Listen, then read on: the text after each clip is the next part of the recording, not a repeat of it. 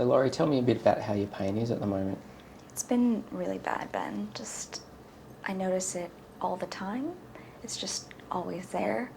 My back in particular, just sometimes I wake up from sleeping. I just can't really tolerate it, especially if I'm out with the kids to the park or something. After a good run around, I'm just absolutely wiped. Yeah, look, I think part of what I wanted to do today is talk to you about the best way to manage that and giving you a little plan that you can follow just to try and keep things under control. So I think in your case the pain is associated with the cancer in your back, and I understand that we've scheduled for you to see one of the radiation doctors about treating that. Yeah, that's next week. Yeah. Okay. And we know that there are potentially other causes that might be contributing to your pain, such as having a bit of arthritis in your spine, or perhaps being a bit stressed can also affect your experience of pain as well. So I think the best way to manage your pain is to have something regularly, rather than just having it when you feel it's really bad, just to try and prevent it from getting out of control and from just to make it more manageable. So what I'm going to suggest is that we use a medication called morphine to manage your pain. Is that something that you've heard about? I have. I actually had a friend who I think got a bit addicted to something like that. It's a common concern that people have, is becoming addicted to medications like this. And we know that with patients that have cancer pain, that unless they've had problems with addiction themselves in the past, then that is rarely an issue. And we prescribe it in safe doses in accordance with what your pain levels are. Another common concern that people have is that they may become used to the pain medication and that it may not work at a later stage. Similarly, I think we really tailor what you're having in accordance with what your pain levels are. So hopefully, with having some radiation, your pain levels will improve with that and we'll be able to actually reduce your pain medication. I think initially what I'd like is for you to have morphine liquid. And the idea is that the medication lasts for that 4-hour period until the next dose is due. Okay. What's really important in addition to that is that if you have times when your pain breaks through that background level of pain medication, and there will be times over the day, perhaps when you've been more active with the kids, that might happen, that you have something that you can take in that circumstance. And usually what we would recommend is the same dose of morphine, and you can have that every 2 hours if you need to, at any point in between taking your regular dose.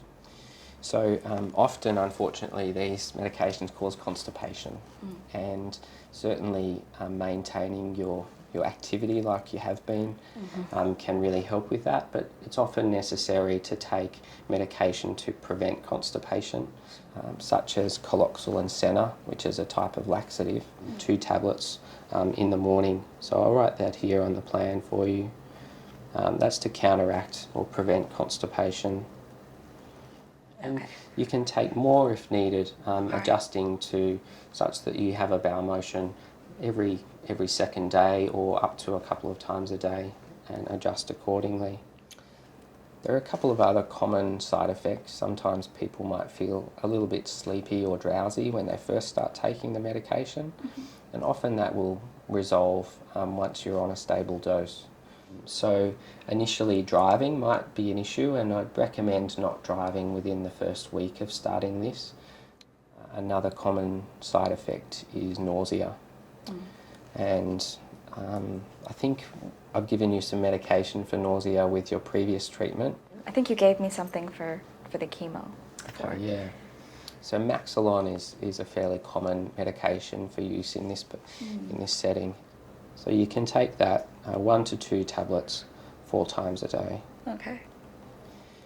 Have you thought about what would be an acceptable pain score for you out of 10, where 0 is no pain and 10 is the worst pain imaginable? What would be an acceptable pain score for you?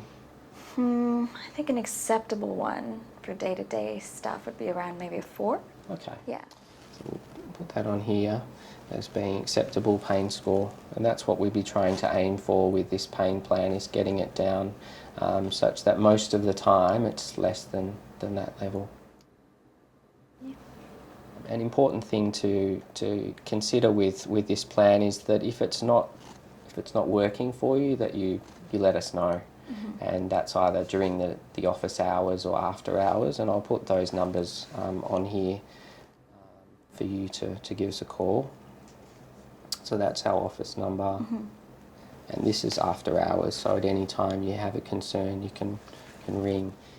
Another useful thing to think about is whether there are other things that help with your pain. Have you ever tried heat packs? Yeah, no, I like the heat packs, especially on my back.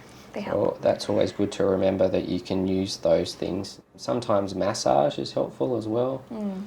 So one useful way to monitor how effective this plan is to use what's called a pain diary. There's an example in this booklet here which I'll give you, but it's just a simple chart as to when you have pain, what level it is out of 10, what you have for it, whether it's a heat pack or a breakthrough medication, and then what your pain score comes down to with that.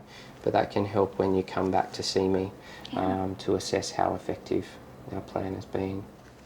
Another useful thing or some people find this useful at least, is to just think about some goals that you have in mind over the next couple of weeks that your pain might be interfering with. Is there anything coming up? I remember you saying that you had your sister's wedding. Yeah, Okay. I would love to comfortably attend that. Yeah. Yeah, okay. Yeah. Is that here in Sydney? Yeah, it's just down at the MCA. Okay. So obviously getting to that's going to be really important for you, and so perhaps we could have that as a goal if you don't mind. Yeah. I think having this plan to refer to is really important, just to remember in all the stress of the day that you've got something to go to. Perhaps that you take a breakthrough before you head off in the car, and that you take the medication with you in case you need it there. And also the medication for nausea.